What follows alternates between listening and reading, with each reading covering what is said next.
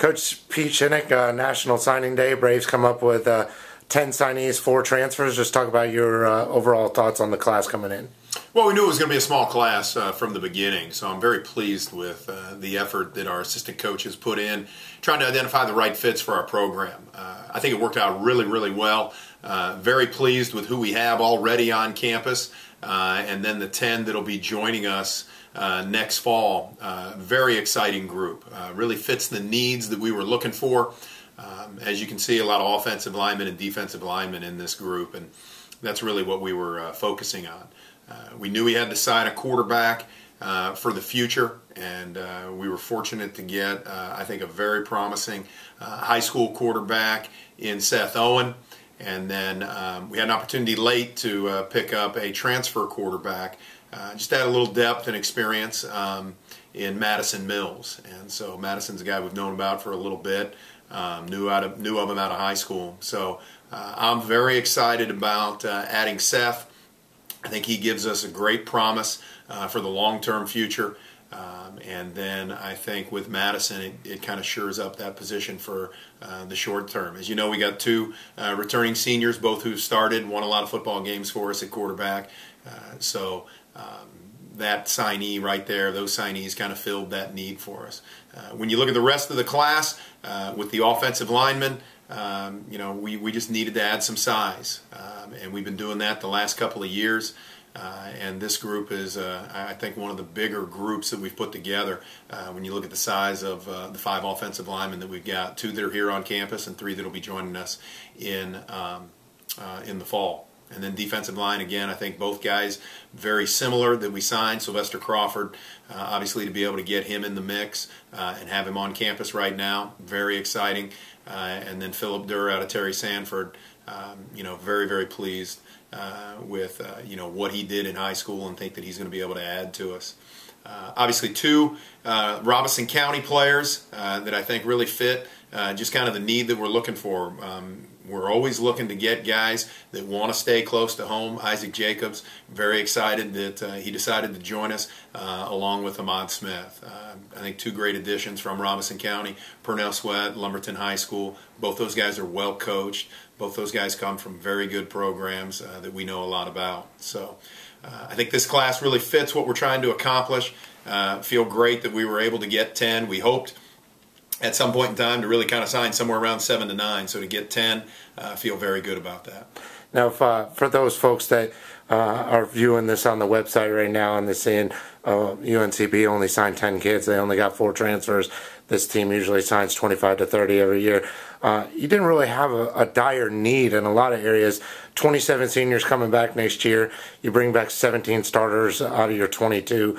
Just talk about the feel going into this recruiting season as it was going into the past recruiting seasons. Well, completely different. And I told our staff that at the beginning. We did not have large recruiting weekends. We really only brought 15 guys on campus for recruiting weekends. We brought 6 the first weekend, 6 the second, and 3 the last. So to get 10 out of 15, pretty good odds. We had a pretty good idea of what we were looking for and what we wanted. And so we have basically on the defensive side of the ball a starter returning at every position. Right. We have someone in all 11 spots who has started a game. Getting Fred Williams back was a huge plus. Didn't put as big a need for us to get, a couple linebackers in there. We did get one in Isaac Jacobs, obviously, but, we just didn't have a big need at a lot of the positions. And so, like you say, 17 of 21 starters coming back. I think if you look at the defensive side, it's a little more than that. And we've got starters at every position except, offensive line. We do have 3 returning starters on the offensive line, but getting Marquel Rozier in here, who started a lot of games, and having him for his senior year, I think fits well with what we were trying to do.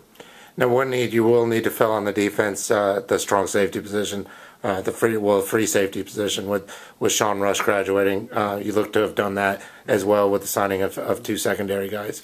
Yeah, I feel very good about those 2. And with that, even though Sean started for us all year, we do have Quentin Pate back, and we also have Brandon Fulton back, and then we also get Kellen Rankin back, who we redshirted last year. So as I said, I think we have starters in the in the mix. Ahmad and Phillip, two very good high school football players that really will compete and give themselves an opportunity to get in the mix there in our secondary. I think most of these freshmen in this class, the 9, except for probably Seth, who, I told him when we recruited him, we're looking to redshirt him because we feel like we've got a pretty good situation returning there at quarterback.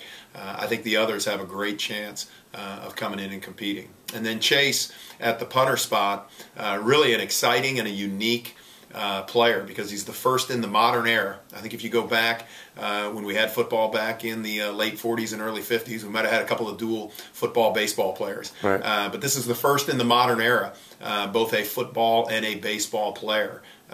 Coach O'Neill and our staff worked together to be able to get that done, so we're very excited for him. He played quarterback, but we're bringing him in as a punter, and he's going to have an opportunity to compete right away. We've got some returners in Doss and my guy Davis. Davis is gone. Oh, that's right.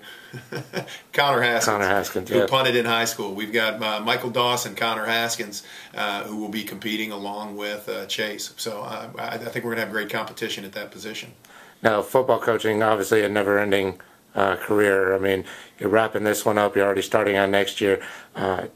Totally different story next year. You probably sign a pretty large class next year. Well, next year I think, we'll be back to what we've done. We have over 90 guys on the roster right now going through spring ball. And when you look at the last couple years, we've had about 75 plus the last couple years at this time. So to have over 90, we're in great shape. Now we're at 100 plus with the addition of these guys. Next year, you'll probably see us close to, low 20s, mid 20s. And trying to fill, the vacancy of a lot of seniors that will have played a lot of football for us. Now, with the addition of this class going into the preseason, bringing back 17 to 22 starters, a lot more on defense, how do you feel going in, adding this group into the mix? How do you feel going into the 2013 season? Yeah, we feel great. We think we addressed our needs. We signed enough young guys that I think will be good for our future. We addressed some of our immediate needs, obviously, in Crawford and Rozier, Briggs coming in, and as well as George. And then we've also got some other transfers on campus that have kind of filled some needs as well. We think we've added to the future with the young freshmen. And so I feel great going into 2013. We need to be a strong team because we've got the toughest schedule that we've ever played. Once this comes out and it's official, I think our fans are going to be very, very pleased with the caliber of opponent that we're playing. We've got two of the top teams in the country, as well as an FCS program for the first time in the history of our program. We're going to be playing an FCS, so we need to be strong. We need to have a lot returning, and we need to be in the place that I think we're at right now.